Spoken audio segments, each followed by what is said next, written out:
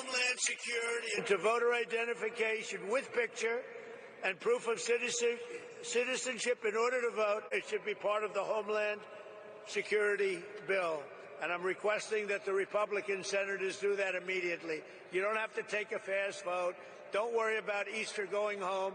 In fact, make this one for Jesus, okay? TSA lines this weekend made Disney World look speedy. Today, the president made sure Congress won't move any faster. Trump now says he wants his voter ID bill, as you heard, tied to any deal to pay TSA workers. That, shall we say, is politically risky, especially during spring break, and just 4 days till Congress leaves for 2 weeks. Congress not only gets paid, but doesn't have to work that much or do their jobs. Trump sent ICE agents into America's airports, not for immigration enforcement, but to help out lines. And today, the lines got shorter. We aren't sure if that's because it's a Monday or the ICE agents are helping. So the far left decided to create their own political disaster and protest ICE.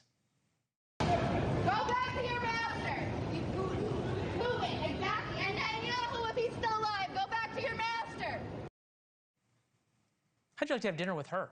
With us now, Anthony Scaramucci, former Trump White House communications director. Yeah, talk about a miserable human being, but I digress.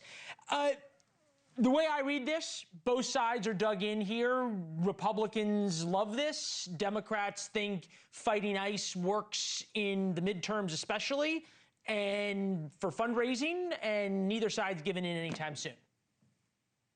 Well, I mean, listen, it's an indictment of both sides in the relative dysfunction. I mean, I don't think it works in the midterms if you're going to keep the airports closed, especially going through spring break. I think generally the American public sees this as a bipartisan indictment. You know, I go on shows, Leland, where I'm on a panel, you've got a Republican giving Republican talking points and a Democrat giving Democrat talking points. But by the way, you're both wrong.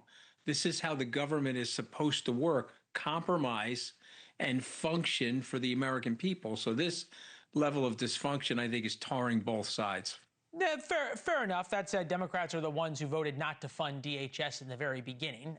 That would be, to my idea, them throwing the first punch. But if there was a Republican shutdown during a war with Iran, and as Iran was calling on their sleeper cells to act, and it's spring break, and the lines were 2 or 3 hours long, and this was a Democratic administration, Democratic Congress, and a couple of Republicans holding it hostage, you think the coverage would be the same? No, of course not. I mean, look, I mean, every network has its coverage pursuant to the party that they're supporting, and so obviously it would be the mirror image flipped over. Of course, it wouldn't be the same. But I disagree with you on who threw the first punch. The first punch was taking ICE into the streets in Minneapolis and killing citizens. I think that was really the first punch. It was a completely unnecessary thing to do. And by the way, it hurt the president, you know, so much so that he fired his cabinet official, jailhouse Barbie, Kristi Noem, and he replaced her with Tom Homan effectively. I mean, the other guy, Mullins, I guess, will do something, but it'll really be Tom Homan. You're making a huge mistake disregarding Markwayne Mullin, one of the most effective leaders, I think, of this century in terms of possible up-and-coming star in the Senate and then in DHS. But that's a different conversation. Just got okay. Well, I mean, I don't know his gravitas the way you do, but I think Tom is basically running things. It seems pretty obvious right now. Yeah, but this is my question. You're an optics guy. They send Tom Homan down to be with ICE as they go into these airports in Houston and other places. Why would you let anybody take pictures of these guys sort of standing around and on their phones? Why not put them on the front lines, taking people's ID just like the TSA officers do? Let the TSA officers run the magnetometers, run the x-ray machines, and show, hey, ICE agents are pitching in rather than milling around. Huge loss. Well, there is a reason for that. That I actually know because, you know, there's a protocol that everybody has to follow, and these guys are not trained on that protocol.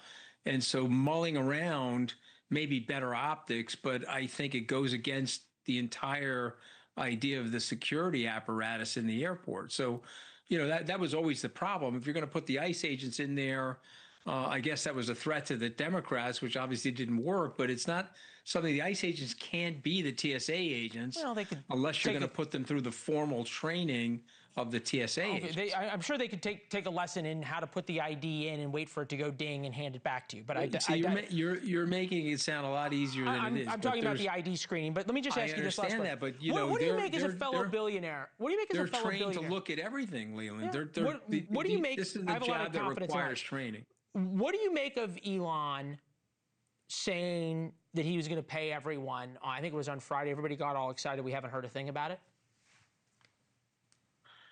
Well, I mean, if that's a legitimate thing, I don't understand the process of doing that. I think there was a billionaire that paid members of the military during the last government shutdown. Yep. I don't know the protocol, the process of doing that, but that's a very generous thing for Elon Musk to do if he decides to do it, and they can find a way to get his money to the TSA people, and that gets them back to work. That would be great for the American people. Yeah, agreed there. Anthony Scaramucci, always fun to have you on the program. Next time we'll schedule more time, all right? All right. Good to be on with you, Leland. Good to see you.